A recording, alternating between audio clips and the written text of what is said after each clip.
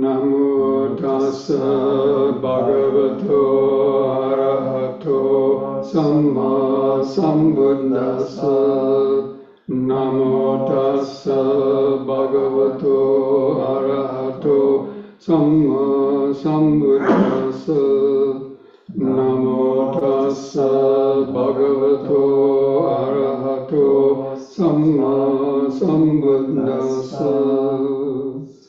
Buddhang saranang gacchami, Dhammang saranang gacchami, Sanghang saranang gacchami, Dutiyampi Buddhang saranang gacchami, Dutiyampi Dhammang saranang gacchami, Dutiyampi Sanghang saranang gacchami, Tatiyampi Buddhang saranang gacchami, Tatiyampi Dhammang saranang gacchami, Tatiyampi Sanghang saranang gacchami.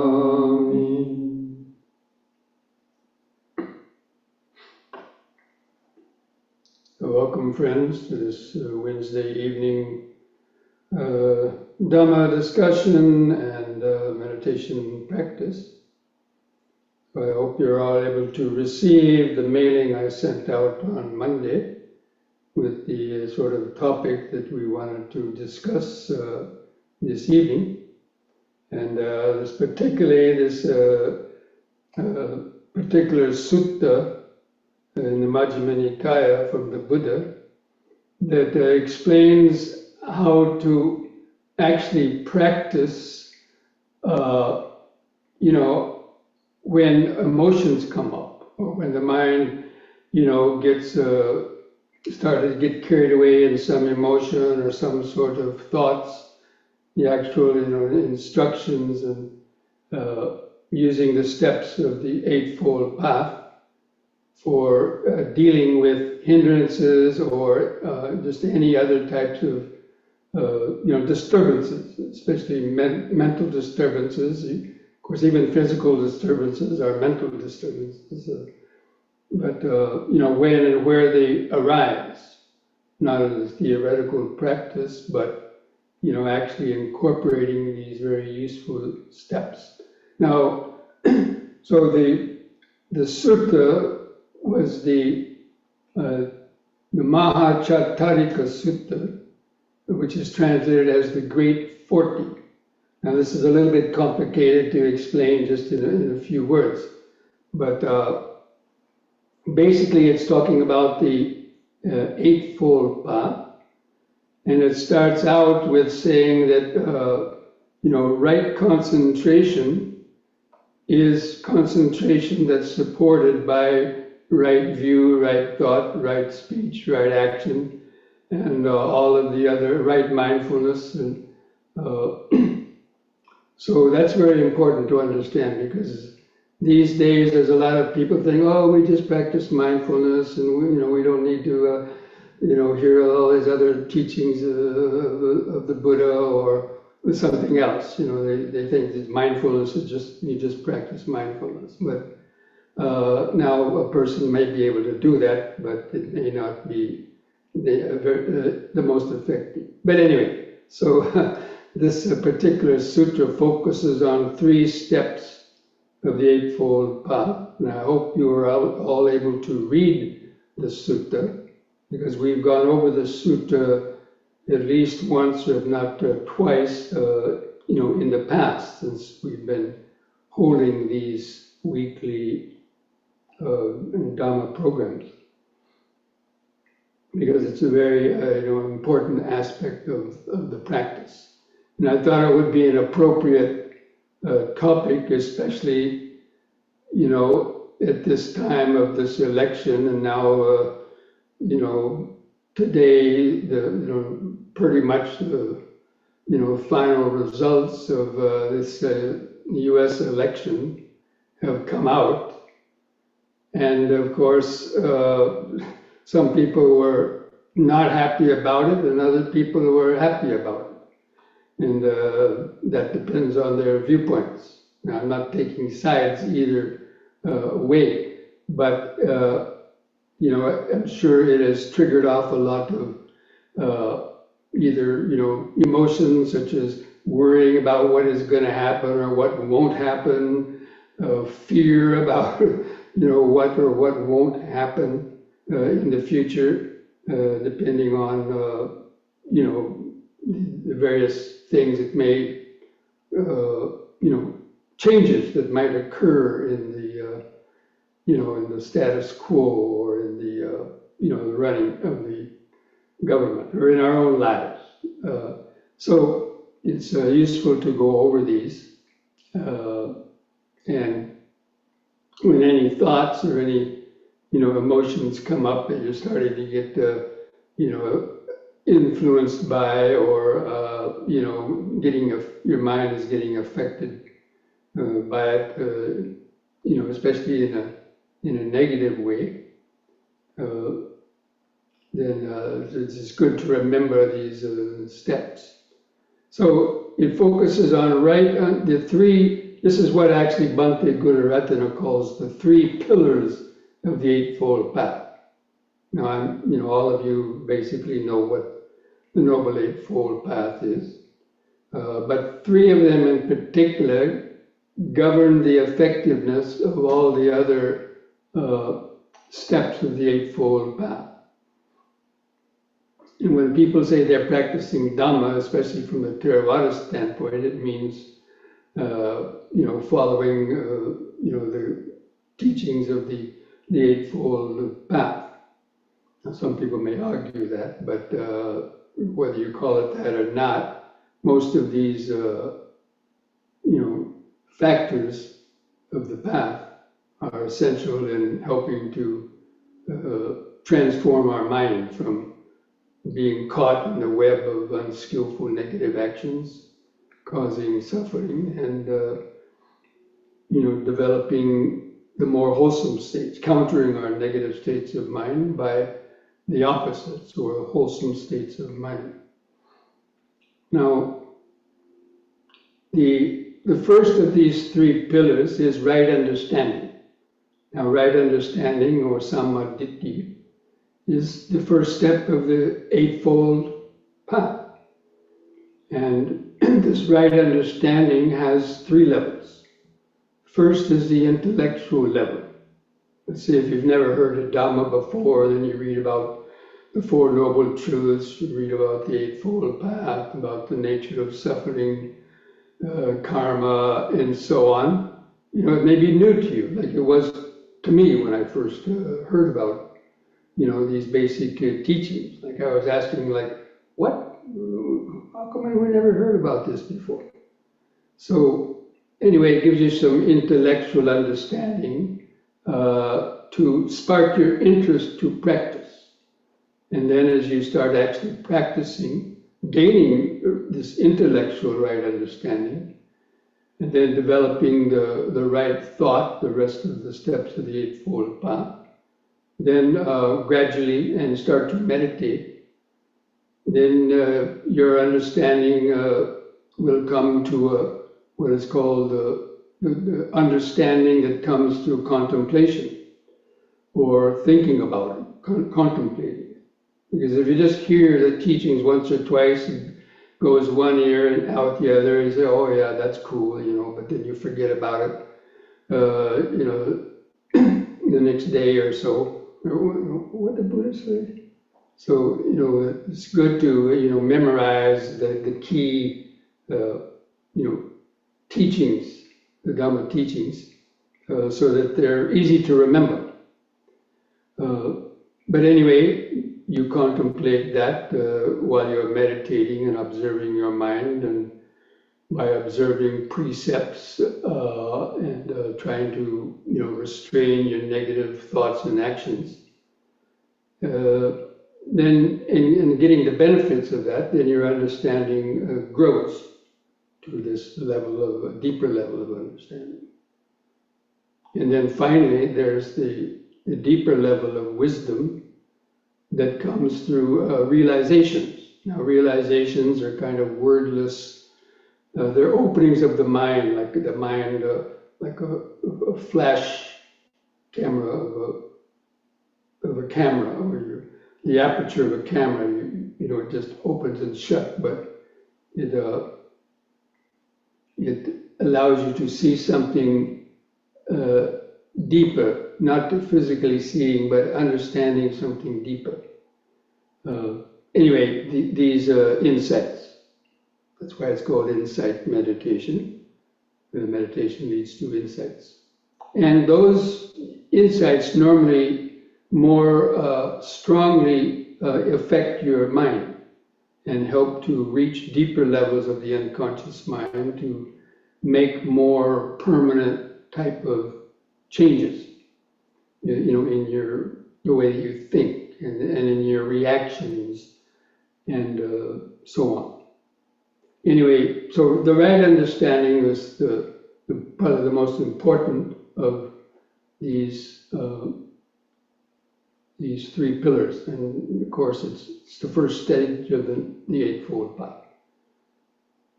And then the second one is right mindfulness or right effort. Anyway, the next two are right mindfulness and right effort. And sometimes the effort might come first, the mindfulness is later, but normally the mindfulness will come first, and then you apply the right effort. So these three pillars are applied to all of the steps of the Eightfold Path. So let's say when a wrong view arises, like, there's some conspiracy theories going around in certain people's minds, I'm not going to, mention certain ones, or just wrong views about, at least according to the Dhamma, wrong views. Saying, there's no result of our actions, karma doesn't exist, it doesn't matter what you do, there's not going to be any repercussions of it, and various views like that. So,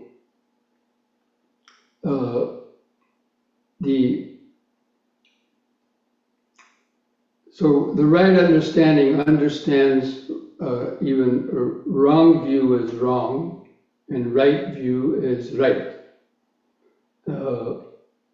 Because some people have wrong view, but when you have right view or right understanding, then when a thought comes into your mind, there may be some doubts or some other wrong view, because until one has reached the stage of a sotapanna, then even wrong views can arise, because right view, technically speaking, arises only with the stage of entering the stream. But so a wrong view could arise, or thinking, it's okay to tell a little lie, or it's okay to do this and do that. So anyway, the right understanding understands what is wrong and what is right. And then when the wrong view arises, you're aware, this thought has arisen. So you need the mindfulness there. This thought has arisen, and then the understanding understands this thought or motivation is wrong. That means it's motivated by greed, hatred, or delusion. And so therefore, it's categorized as an unskillful thought. So you have to recognize it. A lot of people don't recognize it. It doesn't matter. And so they, go ahead and just get, carried away in some, unskillful actions. So the right view understands that, but the mindfulness catches the thought, and the right understanding understands it as being skillful or unskillful. And then the right effort is the effort to abandon the unskillful. If you determine it's an unskillful thought, like an urge to tell a lie or an urge to, kill something or whatever, using any of the unskillful types of speech and so on, and to replace it with the substitute it with the opposite kind of thought. So that's the right effort. So there's the right understanding, the right mindfulness, and then the effort to correct that wrong thought, speech, or actions, or intention, and if necessary, substitute it with the opposite. So let's say you start to get angry or have some ill will towards some person. Let's say maybe even in this election, the person that you didn't want to win. And so mindfully you'd be aware of, okay, this negative thought is occurring. And according to the Dhamma, it is unwholesome to harbor ill will, because ill will could lead to anger, and then could lead to even some unskillful actions. So you have to kind of see that. You have to understand that kind of how the mind evolves, the evolution of the mental process. And then the effort to substitute it with a right action, such as practicing metta. So if it's a ill will arises, you can think, okay, this person who's doing this, they're caught in their own delusions, and they're doing a lot of harm things, but they're doing it because they themselves are ignorant and they're conditioned. And it's not going to do any good to get angry at them or hate them. It's not going to probably change them any, or even change your situation with it. And it just kind of makes you more upset. So by wishing them, the person could be free from greed, hatred, and delusion, that they be well, happy, and peaceful, then hopefully that negative thought then would vanish from your mind. Because normally you can't keep two kind of thoughts in your mind at the same time. So that's why you substitute negative thoughts for kind of the opposite value of it. Like if a thought to tell a lie comes in your mind, then determine to substitute it with telling the truth, even if it hurts. Because otherwise you're going to worry about it and worry about someone's going to find out you told a lie or you did something else. And that would come up as a hindrance in your in your meditation. So anyway, these three, that's the way these three factors work: the right understanding, the right mindfulness, and the right effort. So even with right thought, so with the right thought is the second step of the Eightfold Path. So when a certain thought arises, you're aware, okay, this thought has arisen, and you understand it as a wrong thought. That means it's motivated by selfish greed, anger, hatred, and delusion. And you see you have to then see the danger in harboring such kind of thoughts. And then you try to make the effort to abandon that negative thought and substitute it with the opposite kind of thought, or at least drop the thought so it doesn't build up in your mind and causes you more anxiety. Because people, they allow their mind to make them suffer for little reason, because they don't know how to control their emotions. And so they worry, they worry about things that they really can't control, and worry about things that are really not worth worrying about, because they're not, a lot of them are no big deal. And the mind oftentimes creates mountains out of a molehill. That means, it exaggerates things. Now, you might think, oh my gosh, this person now has become the president, and oh, the world's going to go to, here and there, and all kinds of things. Well, some of it could happen, but maybe it may not be that bad. Now, for certain types of people, yes. Other types of people, it may not affect what things for everybody's life. But certainly, certain changes and things like that are going to affect people. But still, we can't do too much about it. If you voted, then you voted, you exercised your right, but if you didn't vote, you have no reason to complain. But anyway, there's not a whole much we can do about that, once it, now, so to speak, except, but so the main thing is not allowing these circumstances, and it is not only the election, it's anything else that's happening in your life or in the world.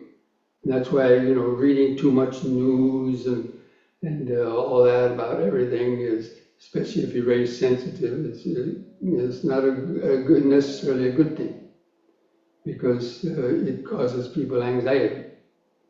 And it's basically, it's a self-created anxiety, because, you can not think about it or you can think about it, depending on yourself. But most people don't have that control over the mind, and so they allow the mind to get carried away in unnecessary types of thoughts and actions that could lead to even worse things if you don't check it in the butt. It can lead to nervous breakdowns, or it can lead to so many things.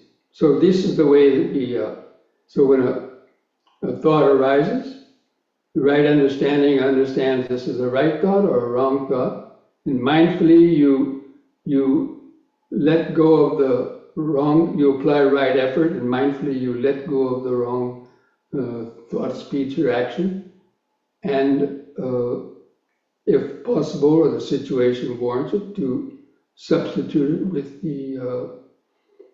the right thought or action. Let's say if there, you find a bug or something in your sink or somewhere in your house, and you see that initial reaction to want to kill it, for example, or then you can apply this to that. I mean, these same things can be applied almost in every situation. So then the same way with the right speech and right action. So understanding always leads the way. It understands what is right speech, it understands what is wrong speech, and understands what is right action, what is wrong action. Now this is according to the Dhamma, of course, so you have to have read the Dhamma, have some understanding of the Dhamma, because the Dhamma's idea of what is wrong can be different from the ordinary person's understanding of what is right or wrong, especially in terms of the karma. So we use those terms right or wrong, not in a moral type of understanding, but it's in the Dhamma, whenever we say something is wrong, like right view, right speech, that means it leads to less suffering and more comfort and happiness. And whatever is wrong leads to more confusion, more anxiety, more negative thoughts and actions and suffering. So that's the criterion when we use those terms, the Pali words. It's kusala and akusala. Kusala actions are the skillful actions. Akusala actions are the unskillful actions. So anyway, this is the way that that's sutta. And then even when it's coming down to right mindfulness, because a lot of people practice mindfulness, but it's not necessarily right mindfulness. A thief could be very mindful to be quiet and not make any noise when he's trying to rob a house or sneak up on a person to attack them. He could be mindful. That means being alert and being aware of what you're doing, but it's not right mindfulness, because that, it's not supported by the wholesome mental factors. So, and then even in right concentration and wrong concentration. A cat could be concentrated on watching the movements of a mouse, but with the intention to pounce on it. So that would be wrong concentration. but then they can be very concentrated. But and that's why the sutta started out with right concentration or noble concentration, is that it is supported by right view, right thought, right speech, right action, and the rest of it. And then at the end of this sutta, he talks about the also right knowledge and right release. And this is where this title of the Great 40 comes into play. I'm not going to try to explain all of it.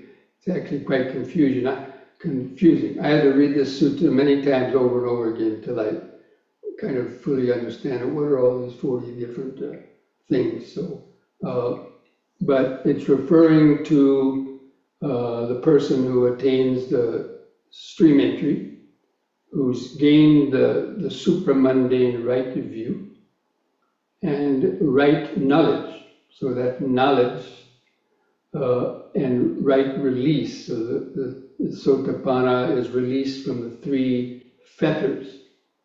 Again, I'm not going to go into all those right now. We've discussed them before. But anyway, so there are only for the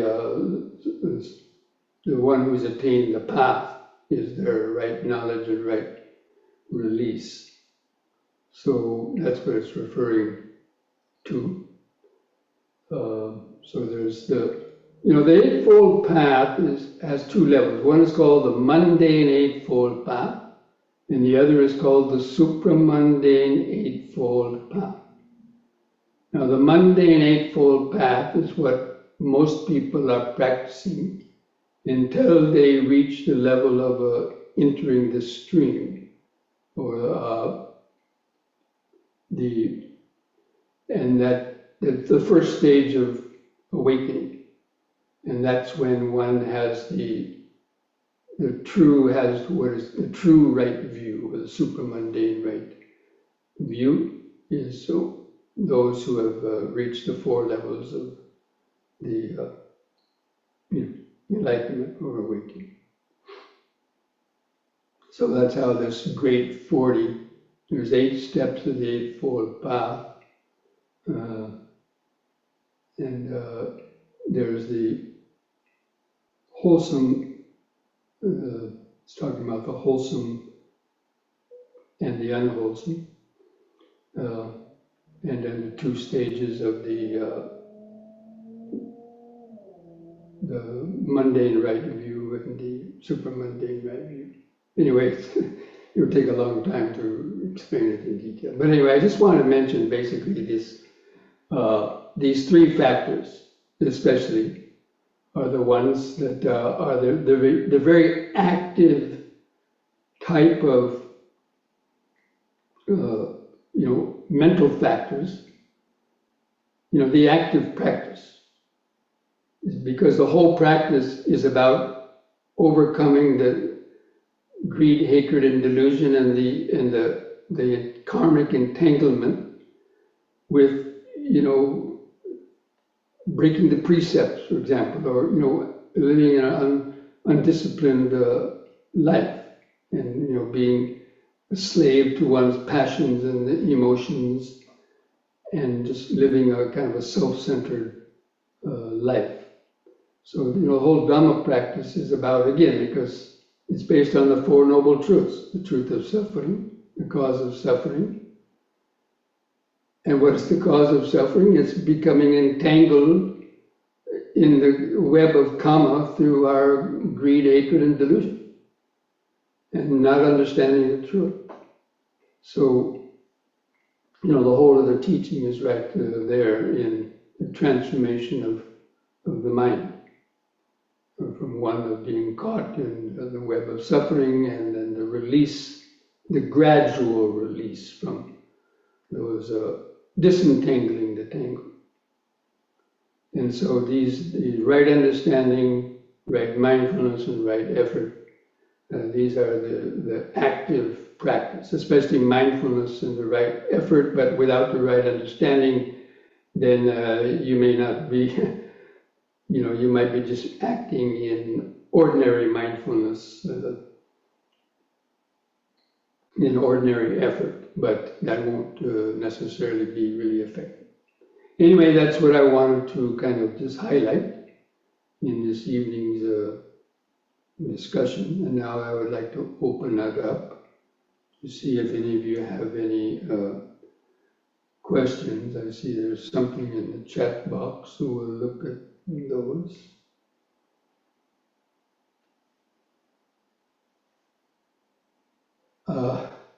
So if you can read your chat box, you can read this first question in your chat box. These teachers, I guess they were mentioned in the sutta. These were, ascetics, Vedic ascetics who had, different views about karma. Some of them thought there was no karma, and others, different aspects of the self as a person who does the karma the same as the person who's reborn, or neither, or a lot of philosophical splitting hairs. So it's a question: who are these teachers?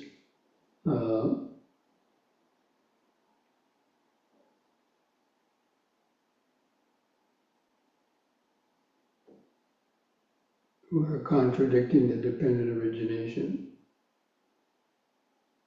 Yeah, that's part of these people that believe there's no karmic law, there's no result of our actions, there's nobody who attains any superior states or nothing like enlightenment.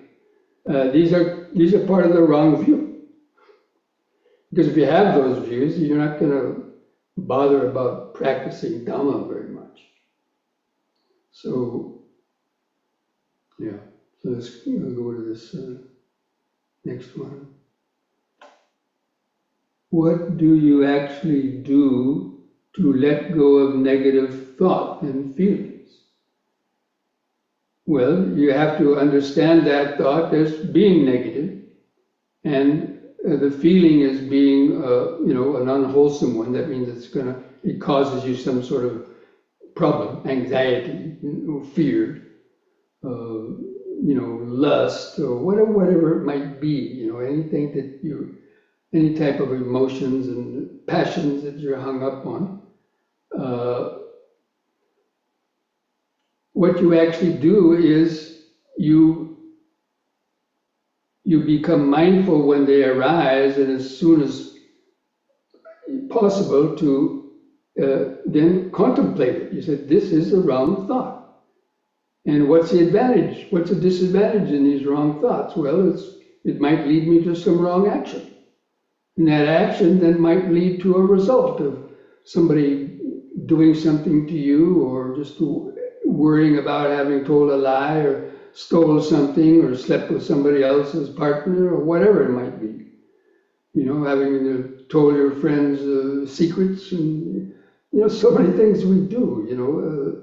Create these kind of thoughts in our mind, and we're the ones doing that because we haven't applied, we haven't been trained or tried to,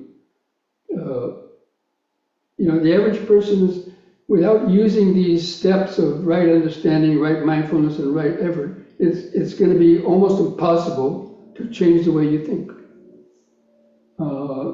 Because people have been thinking like that for their whole lifetimes, even many lifetimes, and they're still caught in that because they haven't learned the Dhamma. Or some other skillful and effective way of changing the way that you think, act, and behave. So, everybody else people always want to know, how do you do it? How do you do it? This is the explanation, but people don't want to learn how to do it because it takes practice. And it takes, all the steps of the Eightfold Path, right companions and spiritual friends and supportive environments, things like that. Like even, substance abusers, right? Without the aid of a supportive family that tries to help them and get them into rehab, most of them are not going to change. And so The Dhamma is our support. Relying on the Dhamma is our support, but we have to understand that Dhamma. We have to study it. A lot of people don't want to study it. They think, we'll just meditate and meditate. And, okay, that may help, but it may not be the most effective without, the practicing the other aspects of, especially the right understanding, right mindfulness, and right effort. Okay. Wrong views can arise in a sotapanna. Well, the wrong view not concerning the sotapanna has arrived at right view, at least about suffering. And that's the hallmark of a sotapanna. But that doesn't mean they're going to be perfect in they've arrived at the right view, but it doesn't mean automatically that's going to remove all their wrong views in their mind. No. The wrong views may still come up, but they still have to be vigilant. Or the intentions, let's say, maybe not the wrong views, but the habits that we've created. So sotapanna can still have greed, and they can still have anger. They haven't overcome those necessarily. But they have enough understanding that it wouldn't lead them to break any of the, let's say, the 5 precepts, or at least those 5 kind of, heinous kind of wrong actions. But generally speaking, it wouldn't lead to the kind of actions that would cause you to be reborn in the lower realms, because that's a hallmark of reaching the stage of a sotapanna, that a person wouldn't be born in the lower realms. And that means they wouldn't have created the karmic actions that would have caused them to get born in the lower realms. And they would have destroyed enough of the deep karmic past residual memories and so on that might have caused them to be reborn in a lower realm as an animal, or as the other lower realms, the hells or the heavens. Anyway, that's the theoretical understanding of it. So they probably wouldn't have wrong thoughts, but the intentions, because their mindfulness would be enough to cut them off. Cut them off. They wouldn't be strong. They wouldn't really act upon them. But they could, but again, not to the extent where it's going to be karmically cause them, suffering in a lower realm. They might have to suffer the effects of that in this life. So recognize thoughts and feelings as unwholesome, contemplate how they lead to unproductive behavior. Yes, so recognizing them is that understanding, recognizing them as unwholesome, and how if you continue to act upon them, or think about them, it could lead to unpredictable behavior. Actually, there's a nice little jingle, I call it a jingle, or a stanza, that illustrates the evolution of the karma. So it goes, sow a thought, reap an action. Sow an action, reap a habit. Sow a habit, reap a character. Sow a character, reap a destiny. So it all starts with a thought. Now, a thought could come into your mind like to tell a lie, but if you catch it with mindfulness, no, I'm not going to tell a lie, because probably get caught. Somebody's going to find out, and then there'll be more troublesome than it's worth. So you let go of it. But if you keep repeating the thought, then you might actually tell the lie. So it's the habit. It's not just doing something once or twice, it's normally we don't take actions until they become habits, for the most part. So that's why the mindfulness is not to keep sowing those same thoughts that bring, more disturbance to our mind, and think the opposite kind of thoughts, the wholesome thoughts. So, and then if you sow the action, then it becomes a habit. And then the destiny is, get caught, put in jail, or somebody to stab you or shoot you, or whatever action. Okay.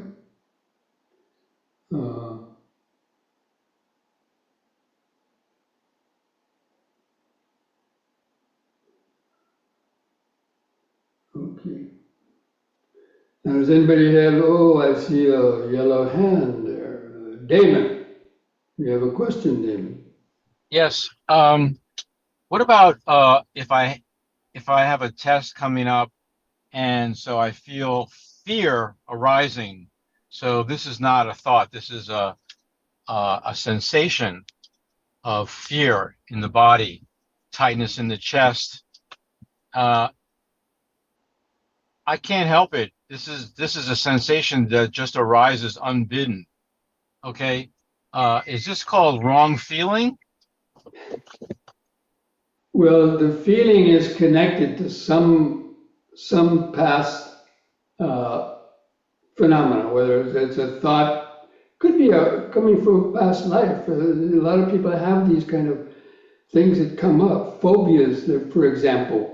Even like phobias, really strong phobias that people have could be related to past life, some strong emotion or something that happened to them in a past life. Let's say somebody got stabbed to death in a dark place. So a person might have fear of being in dark places. And not everybody has fear of being in dark places, but some people might. Or tall buildings. Maybe they fell off a tall building when they were, a child, or bit by a dog. So many things could be in our unconscious mind. Okay. And so the feeling, you recognize the feeling, and then, try to trace what is this feeling? What am I afraid of? Am I afraid of failing the test? It's probably because of that. It may not be a thought, but it could be a fear of failing, right? Because you said it's connected with a test. Right. So it comes, there's always a cause for everything. Right. Desire arises from a cause. You hear a sound, a smell, and desire arises. Nothing arises without a cause. And those causes are the habits that we've been practicing, in the past, for the most part. So, worries and anxieties and so on. Right. Okay. So, is there a substitution in this case of substituting a right feeling for a wrong feeling? Well, it's realizing that feeling of fear is just created by the mind, and there's nothing to substantiate it or trace it back to the self. It's your fear. You don't want to fail the test because, let's say it's a job application or it's something else. And if you fail the test, a driving test, you go to take the driver's license test, and people, they fail it once and they go back and they're afraid they're going to fail it a second time. And, it causes more problems in our life. So, but everything is traced back to the self. Almost everything. Okay. All of our emotions and fears and anxieties and lust and desires and so on. Okay. So you have to trace it back to that. Trace it. Okay. That was one of the Buddha's advices for dealing with distracting thoughts. You kind of trace it back to try about how this thought originated.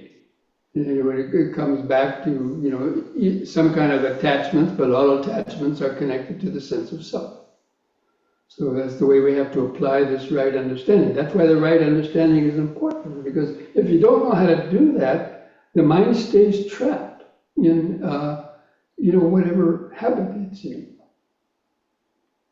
Because there's Right. so many wrong views out in the world. You see all these people doing all these things, telling lies and cheating and getting caught, and even famous people and politicians they're so people see all this and they just think it's normal. Mm-hmm. Yeah. Okay, that's helpful. Thank you. Okay. Okay, friends, I think maybe we'll stop there so we can get in a good session of some stretching and some meditation practice. So hopefully when these things happen because of the selection results, you can apply these steps to hopefully keep your mind from getting pulled into some dark places or unnecessary worries and fears. Okay? Okay, we'll see you back in a few minutes.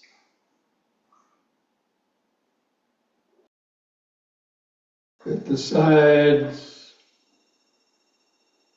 just gently close your eyes and feel your eyes in the eye sockets. Just feel your head balanced on top of the neck.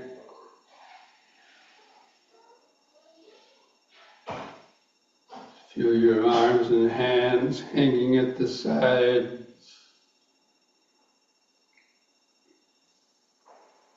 Feel your feet pressing the floor.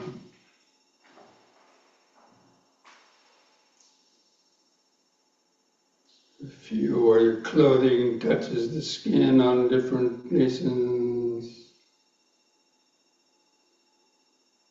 If you can, just try to feel the outline of that standing body, the mind's eye. Just kind of rest your attention on the eyes, and from that point you should be able to feel the vague general outline of the body. Then begin some deep, slow breathing. Try to take 2 or 3 seconds to expand your abdomen, rib cage, and upper chest. Hold the air in the lungs for 2 or 3 seconds. Then slowly breathe out. Try to feel the last bit of air go out of the lungs. Just take several more deep, slow breaths like that, developing this mindfulness of breathing in, letting go of the past and future. Breathing out, standing here and now. Breathing in, letting go of the past and future. Breathing out, standing here and now. Breathing in, feeling the whole body. Breathing out, feeling the whole body. Now we're going to combine this breathing with these movements, doing the movement while the stretch while breathing in, holding that position for 2 seconds, returning to the starting point on the out breath. Repeat each one 3 times. The whole time, just keep your attention focused on in the body, feeling the sensations.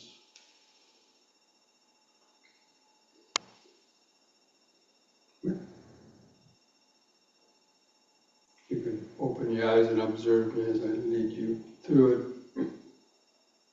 So on the next in-breath, raise the arms over the head, interlock the fingers, turn the palms up, straighten your arms, stretch your head back and stretch upwards. And release your fingers on the out-breath, arms back to the sides. And again, in-breath, hands over the head, stretch up. Bend back a little bit, feel the arch in the spine. Out breath, hands back to the sides.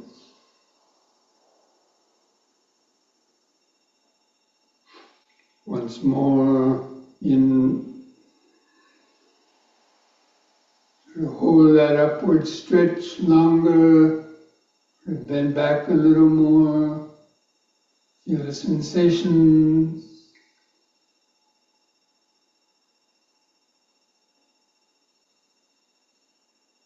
Out breath, hands back to the sides. Close the eyes, relax, keep feeling the body. Start to feel the increased sensations in your hands and fingers. You feel where the clothing touches the skin, the arms, the chest, or just any other sensation. Just remember the present moment of standing, just letting go of your thoughts. Just let the thoughts come and go in the back of the mind. Keep the sensations of the body in the front of the awareness.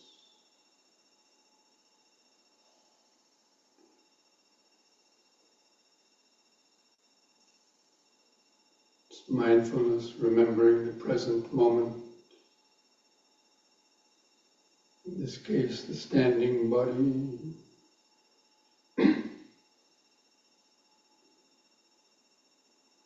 Okay, on the next in-breath, lift up on the balls of the feet while raising the arms over the head, facing the hands toward each other and stretch up. Out breath, come back down.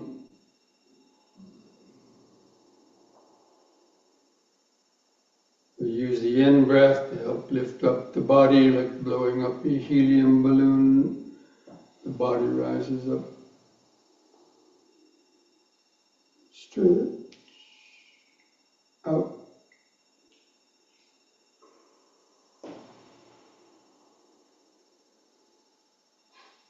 Once more in.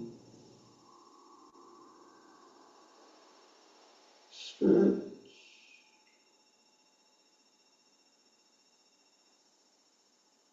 Out.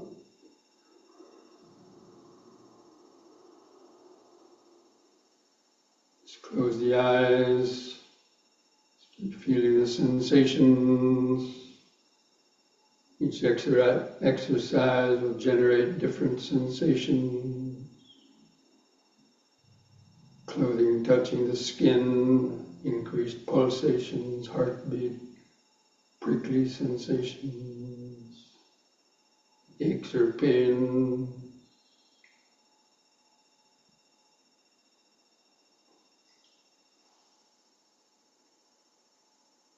Remember standing, standing.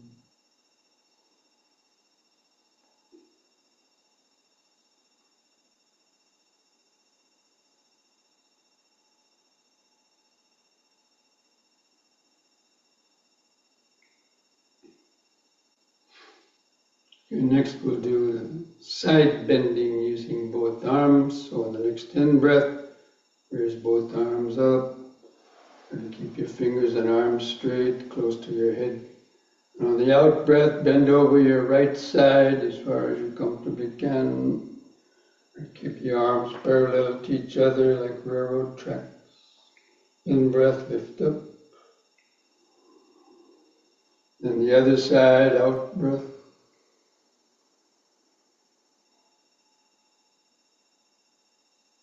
In. Keep alternating sides with the breathing, out breath.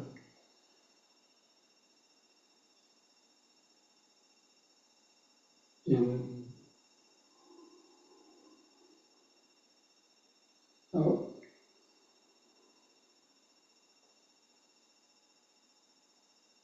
In. Once more to each side.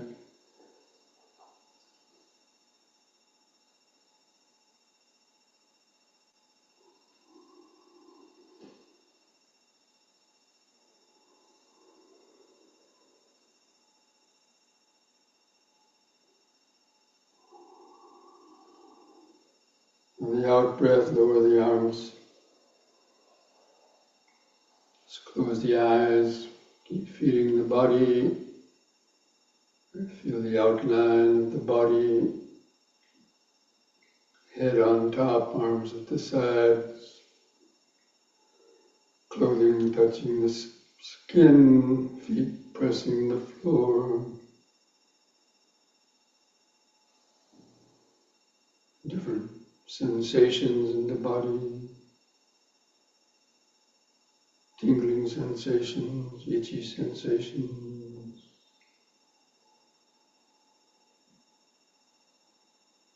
Aches or pains, clothing touching the skin.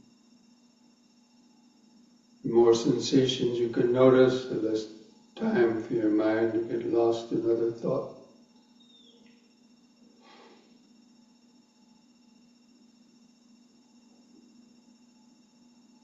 Just remember standing, standing.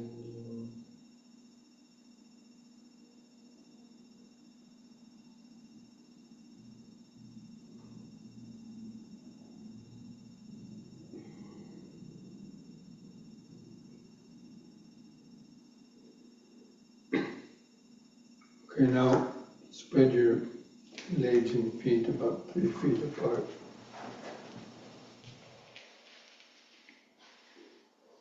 And holding the arms out to the sides, we're going to do twisting from right to left.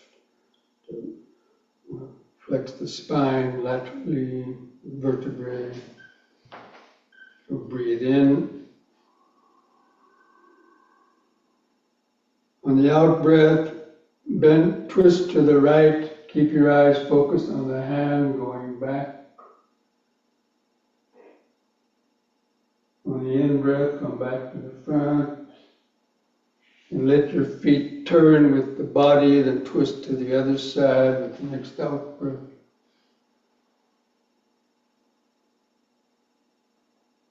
In breath, back to the front. And into the right, out breath.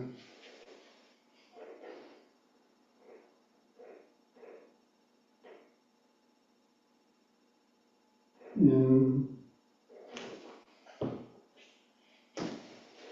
out.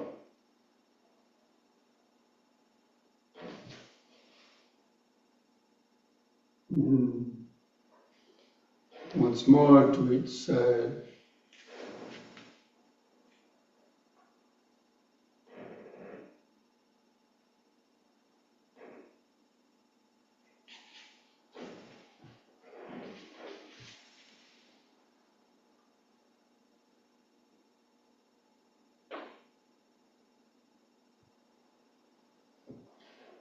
And come back to the front, lower the arms, relax.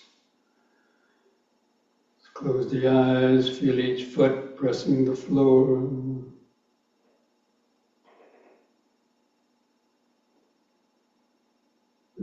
Feel the sensation of the legs spread apart, hands and fingers touching the legs.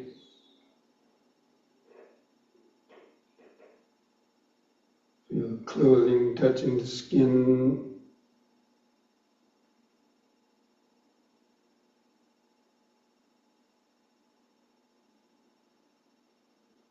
Feel those subtle life force vibrations due to the deep breathing and the stretching, cellular vibrations, more active.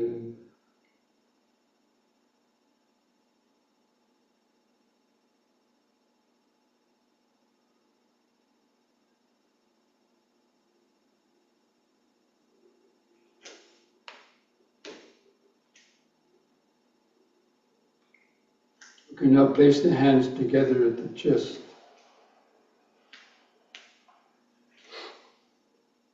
On the in breath, raise the hands over the head. On the out breath, lower the hands to the chest, bend the knees, lower the body down, try to keep the back upright. Stretching the knees and hips. In breath, all the way back up.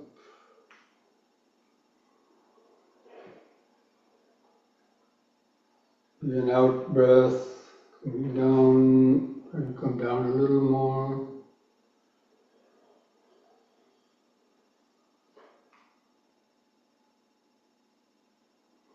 In.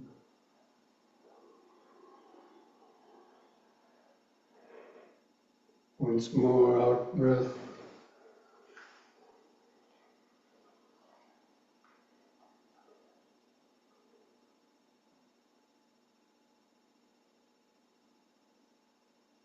In.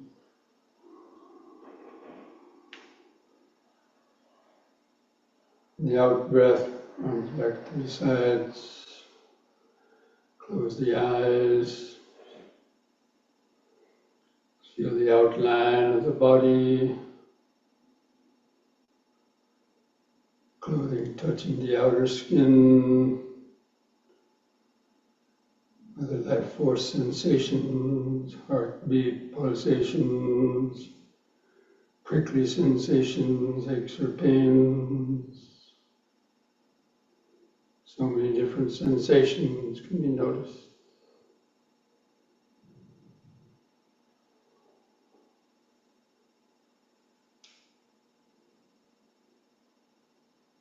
This body is comprised of billions of cells. They're all vibrating, interacting, producing all these so many different sensations, pleasant sensations, unpleasant sensations, which enter off our thoughts.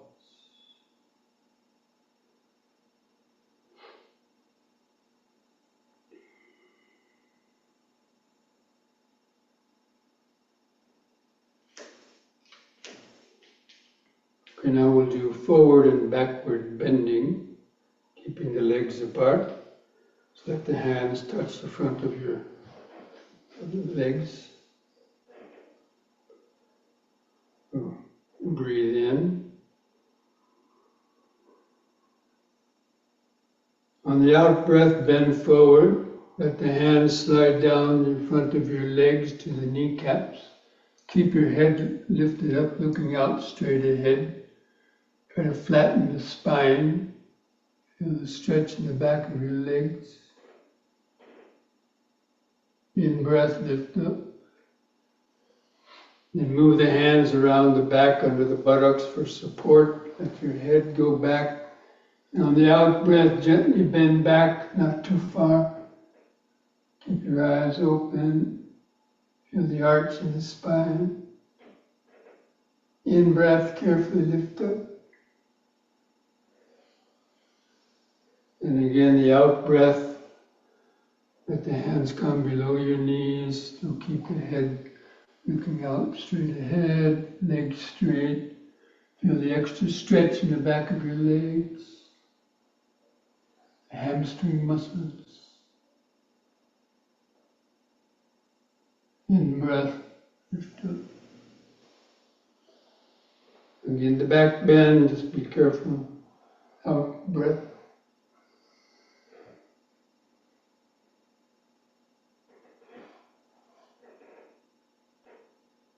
In breath, up. And the third time, let the hands come down as far as you can towards your ankles or feet, and hold on there longer. Let the little bones in the lower spine stretch out. Feel the stretch in the leg muscles and in the lower spine.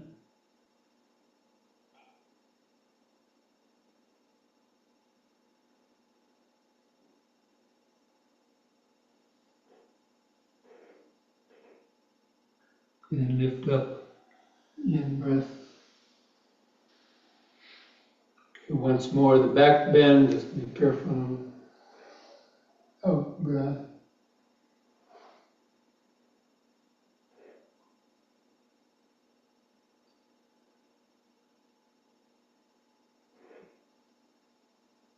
In breath, lift up.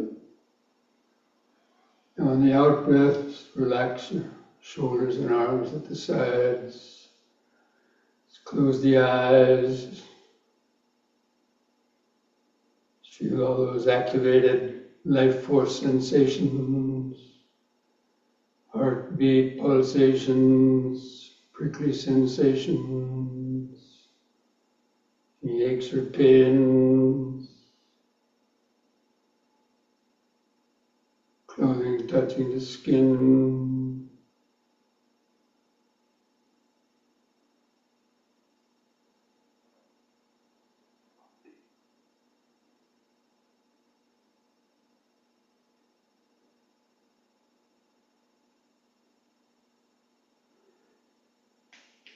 Okay, now bring your legs and feet together. It's one last simple exercise, turning the head from right to left. On the in-breath, turn your head to the right. If you have a stiff neck, just be careful. Try to look over your right shoulder. On the out-breath, turn the head 180 degrees back to the left. To look over the left shoulder. In-breath back to the right. Concentrate into the neck vertebrae, feel it loosening up.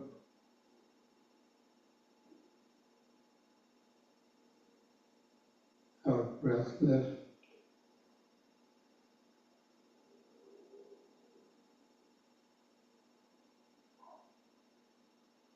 Once more to each side.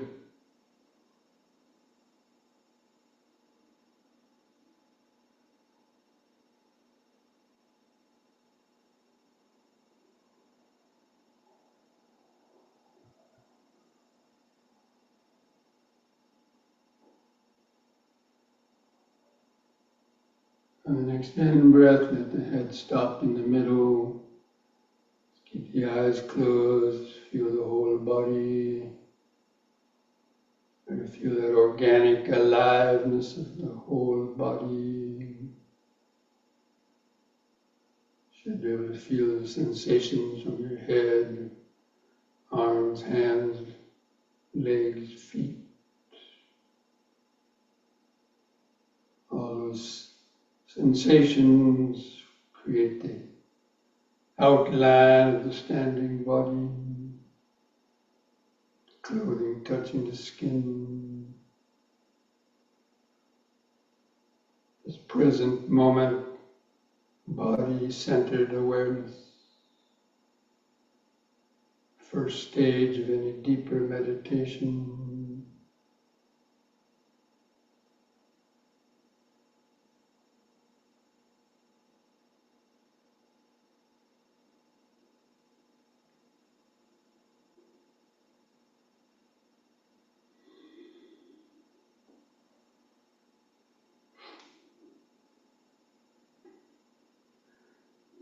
Okay, so let's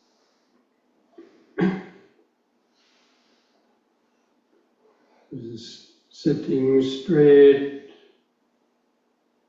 to establish the natural inward curve of the lower spine. Just gently close your eyes. Feel your head balanced on top of the spinal column. Keep your chin lifted up level with the floor.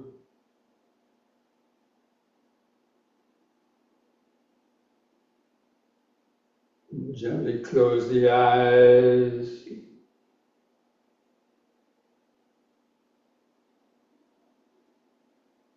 Try to feel the outline of the sitting body in the mind's eye.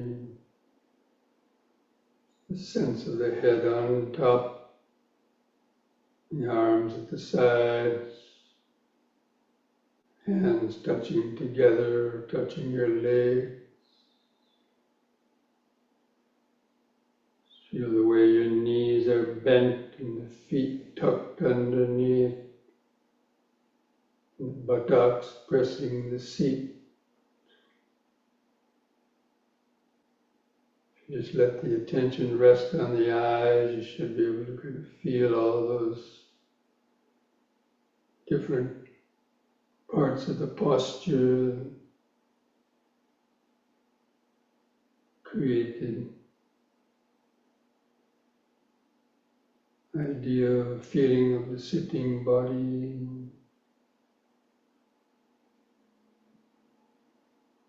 Then begin taking some deep, slow breaths like you were doing in the yoga. Take 2 or 3 seconds to breathe in, holding the air in the lungs for 2 seconds, and slowly breathing out. Try to feel the last bit of air go out of the lungs. Just take several more deep, slow breaths like that, developing this mindfulness of breathing in, letting go of the past and future.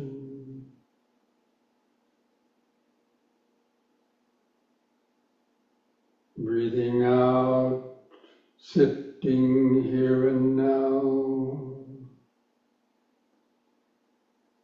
Breathing in, letting go of the past and future.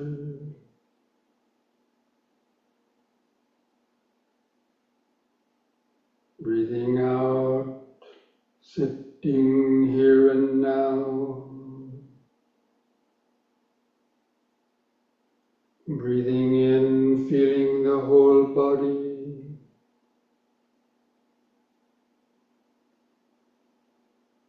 Breathing out, feeling the whole body. Now we're going to count our breaths from 1 to 10, to develop a more continuous concentration on the breathing. I'll do the counting for you. Just try to follow that with your breathing and counting. On the next expanding in breath, mentally count to 1. Hold the air in 1 second.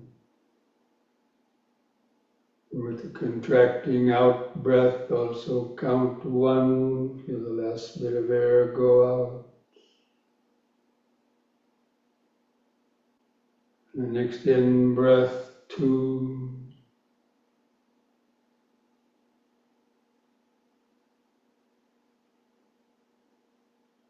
Out breath, 2.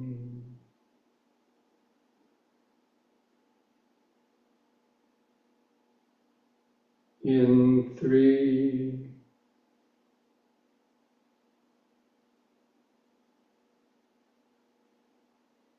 Out 3.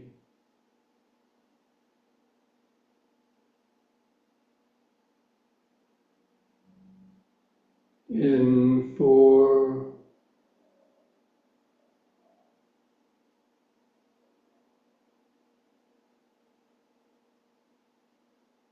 Out 4.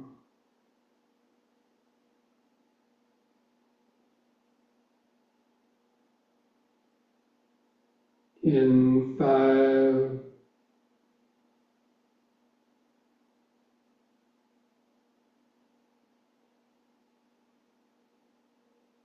Out 5.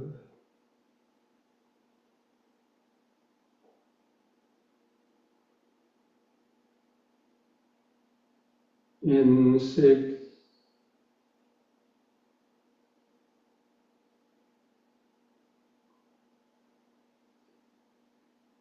Out 6.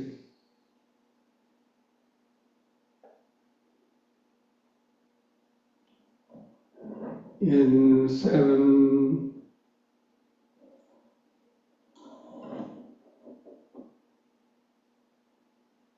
Out 7.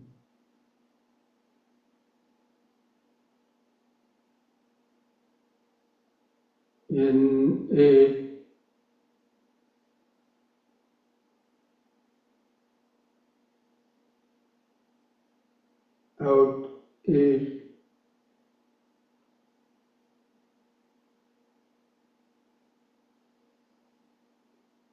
In 9,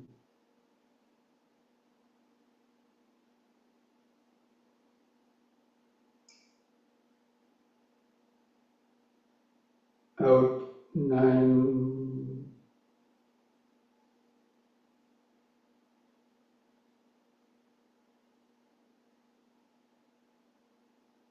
in 10,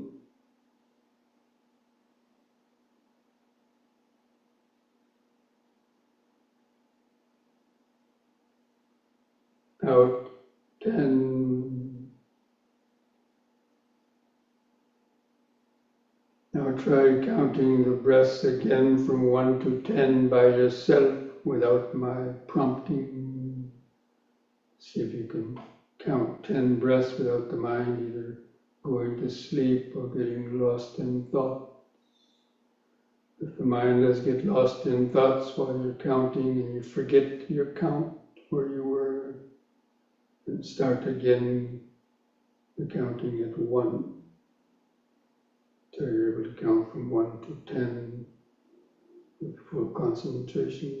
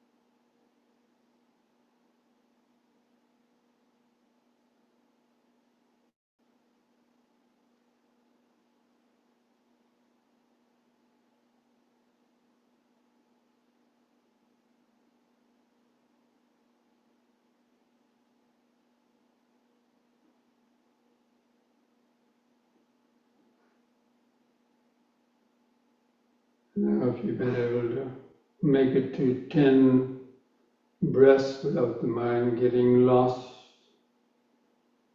you can continue the counting more if you like, or just bring the attention back to just feeling the breathing body, and just maintaining this present moment, mindful concentration, just breathing in, sitting,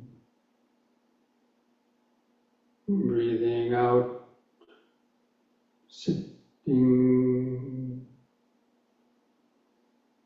Try to feel the breathing within this larger sitting body. Try to hold the outline of the body in the mind's eye.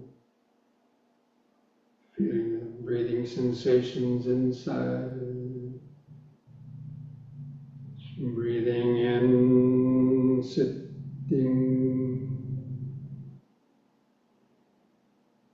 Breathing out, sitting. Breath by breath, moment by moment. Continuous, ongoing, present moment of the body. Breathing in, sitting. Breathing out, sitting. Just letting the thoughts come and go in the back of the mind. Just keep the sitting, breathing body in the front of the awareness. Like you were just watching the body sitting and breathing in the mirror, looking into a mirror.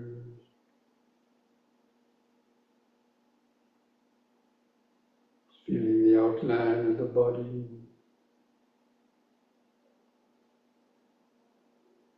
Just tune in to the 4 phases of each breath cycle.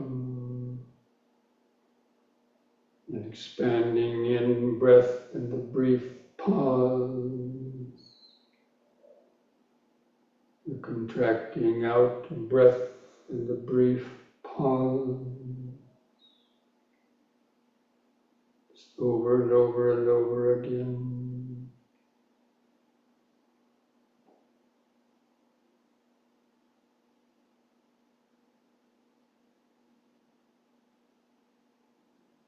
The pauses between the breaths, feel the outline of the body, check or correct the posture,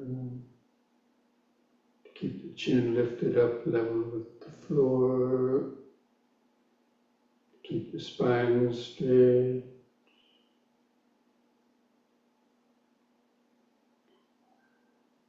Breathing in, sitting. Breathing out, sitting.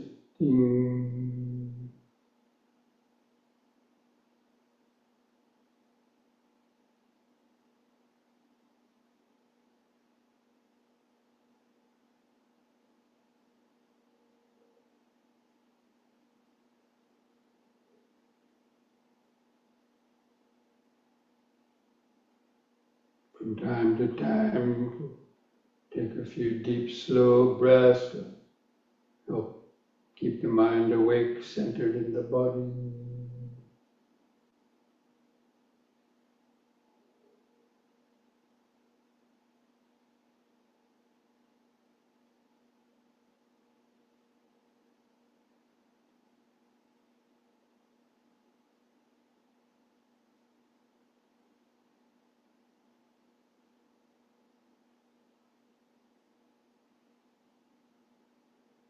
Try to notice how each breath is different, sometimes longer, sometimes shorter.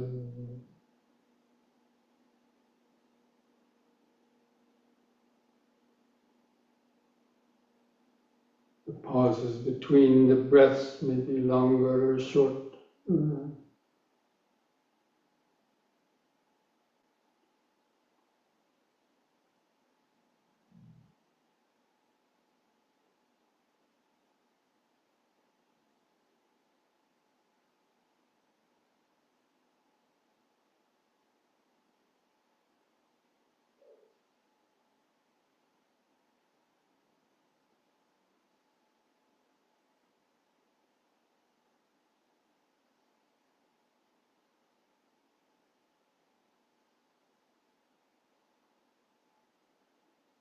Be alert for thoughts trying to sneak up into the mind to steal your attention away.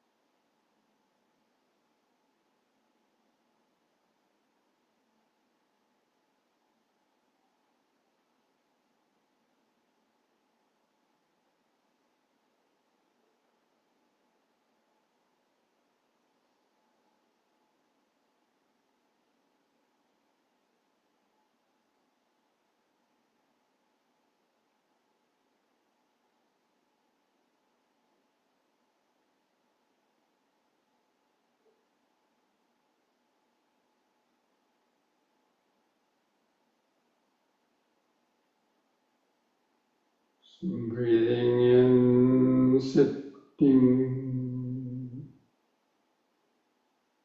Breathing out, sitting.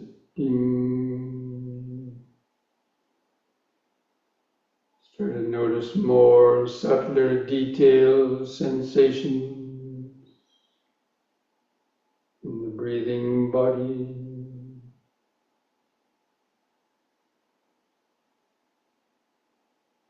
Be alert for any negative thoughts arising in the mind. Try to apply the right understanding, the right mindfulness, the right effort to let go of any negative thought.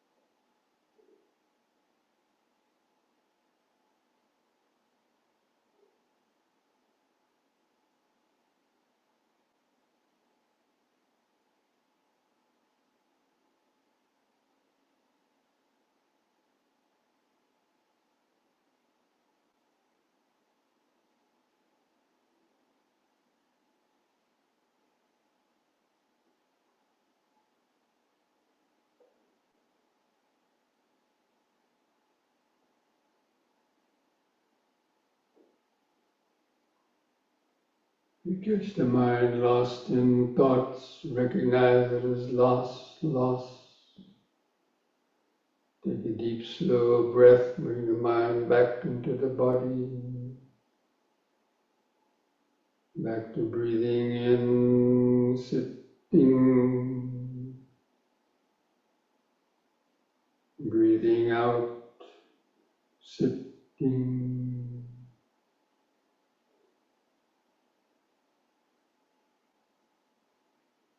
Breath by breath, moment by moment, being alert for the subtle stream of thoughts constantly moving through the back of the mind.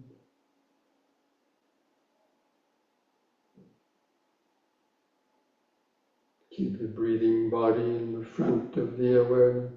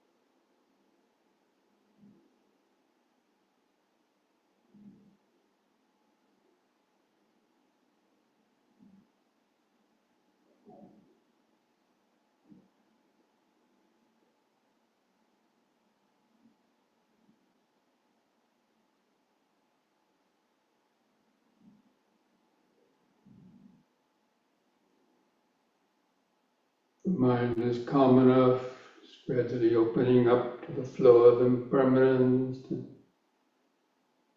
notice more and more sensations coming and going.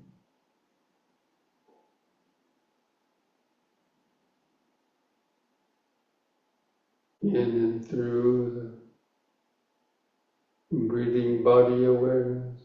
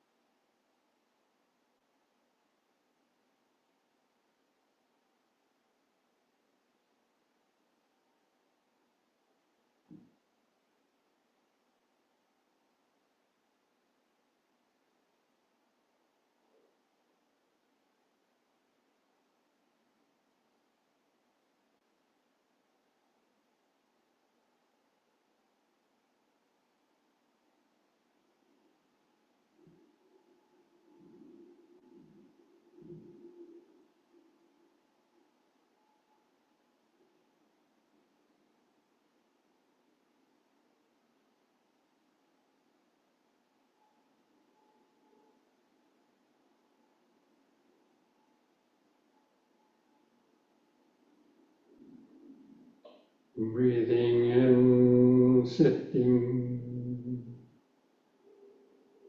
Breathing out, sitting. So many different sensations coming and going. Sounds coming and going. Thoughts coming and going.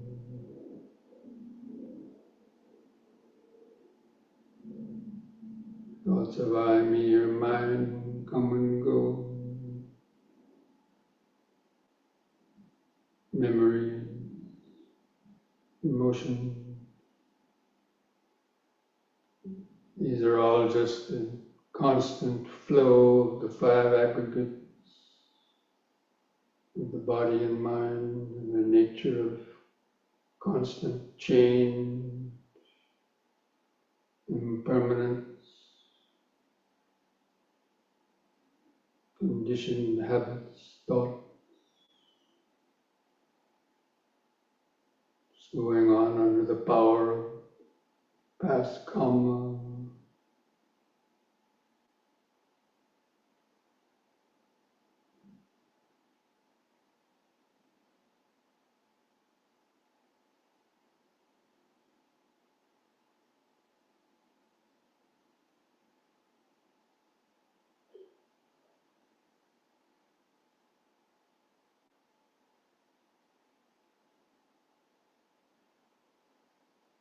You have good concentration and mindfulness, awareness, start to become like an empty house with nobody at home to answer the call, knocking at the doors and windows.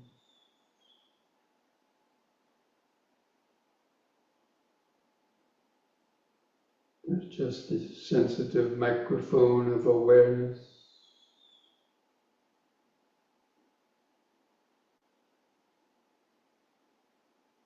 The silent witness.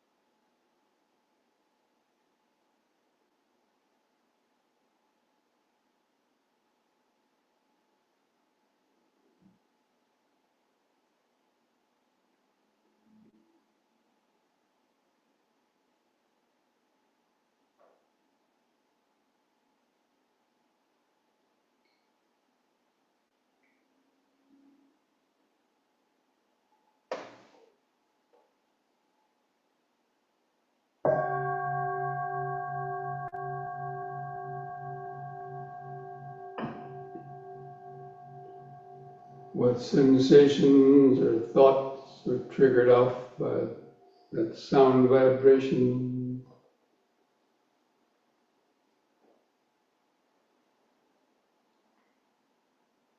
Sambe sankhara aniccati yada panyaya pasati atanibindati dukhi esamaggo visuddhiya dukkha patthācani dukkha bhaya patthācani bhaya sokha patthācani sokha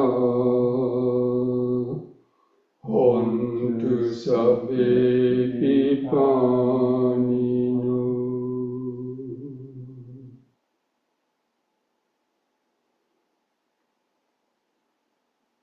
All conditioned things, the five aggregates of this body, mind, and world are impermanent. They arise only to briefly last and then vanish. When one sees this with the eye of wisdom, one becomes disenchanted with suffering. And may the suffering be free from suffering. May the fear-struck be free from fear. May the grieving be free from grief. In this way, may all beings live with mindfulness and wisdom. Thus spoke the Buddha.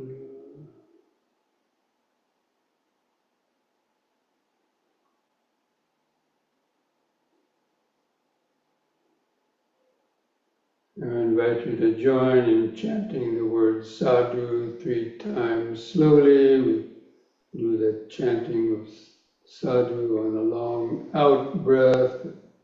Try to feel those vibrations of the body and mind.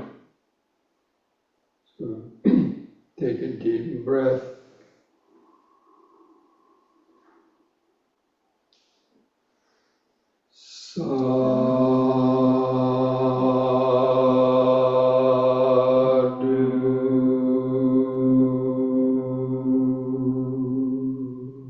Breathe.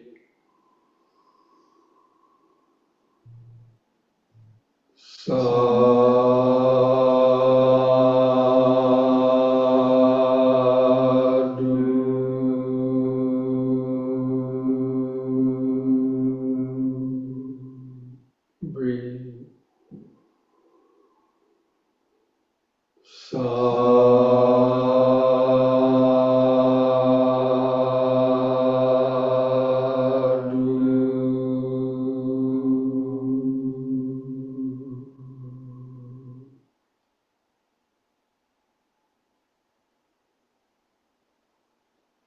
Now place your hands at the edge of your knees.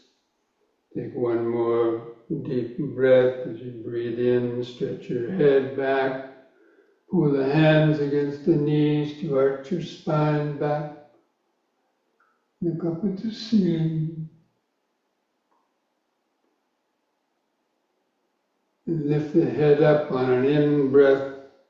On the out-breath, press the chin to the top of the chest. Stretch the neck vertebrae.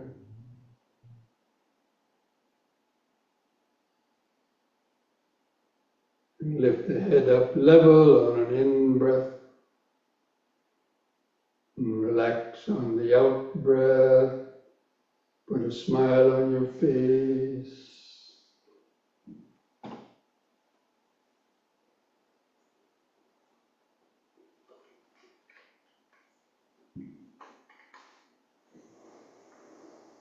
Okay, friends, this brings our evening the Dhamma discussion and meditation to an end, but as I always say, mindfulness should never end because it's our natural state of awareness. We just know how to tap into that by practicing the M&Ms every hour during the day, come back to the body, take a few deep, slow breaths, come back to the present moment.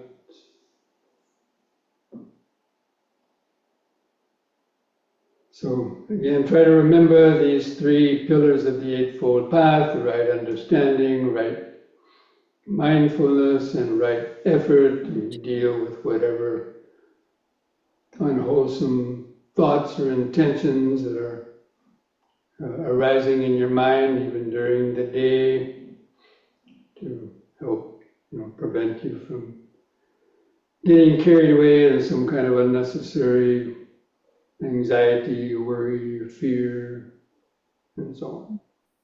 Okay? Thank you, Bhante. Okay, so perhaps we'll Thank see you, you Bhante. next week. And Namo Buddhaya.